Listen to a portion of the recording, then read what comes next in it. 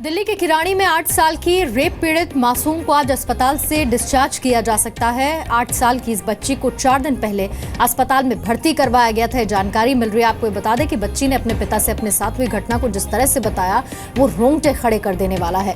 आप गुस्से से भर जाएंगे। 8 साल की बच्ची ने बचने के लिए मर जाने तक का नाटक किया, अपनी जान बचाई। बच्ची बुरी तरह से कराह रही थी, चीख रही थी, लेकिन आरोपी ने उसका मुंह बंद कर दिया था।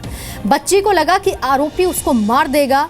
ये सोचकर बच्ची बेसुध होकर पड़ गई और आरोपी ने इस बच्ची को मरा समझकर उसे वहीं छोड़ दिया। शुक्रवार की रात करीब 1 बजे आरोपी ने 8 साल की बच्ची को सोते समय घर से उठा लिया और एक सुनसान प्लॉट में ले जाकर उसके साथ रेप किया। आरोपी बच्ची का पड़ोसी है और सीसीटीवी फुटेज से मिली तस्वीरों के आधार पर उसे गिरफ्तार कर लिया गया है। जब आरोपी ने बच्ची को रात को उठाया, वो घर के बाहर सो रही थी। बच्ची ने अस्पताल में अपने पिता को जानकारी दी। उसने आरोपी से बचने के लिए मर जाने का नाटक किया। लड़की के मुताबिक वो डर गई थी। उसे एहसास हो रहा था कि आरोपी उसे मार डालेगा और इसीलिए 8 साल की ये मासूम सी बच्ची बिना हलचल किए वैसे ही पड़ी रही जैसे कि वो मर चुकी हो। आरोपी ने ये देखने के लिए कि लड़की होश में है या नहीं हिला डुलाकर कई बार चेक किया, लेकिन लड़की बेसुध होकर पड़ी रही। आरोपी को जब इस बात की तसल्ली हो गई कि अब बच्ची के अंदर जान नहीं है, वो मर चुकी है, उसे छोड़कर वो चला गया और उसके जाने के बाद लड़की उठी और घर की तरफ भाग गई।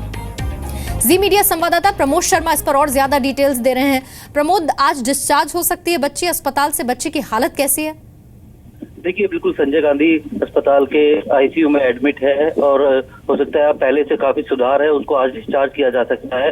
लेकिन जिस तरीके से कहा जाए 8 साल की बच्ची ने को जैसे ही किडनैप किया था, घर के बाहर सोते हुए थे, उसके मुंह दबा दिया था ताकि वो चीख ना पाए और उसको एक खाली प्लॉट पे जाकर उसके साथ रेप किया। वो अपने आप को दरिंदे से रेप करने से तो नहीं बचा पाई, लेकिन 8 साल की बच्ची ने बड़ी सूझबूझ से अपनी जान बचा ली।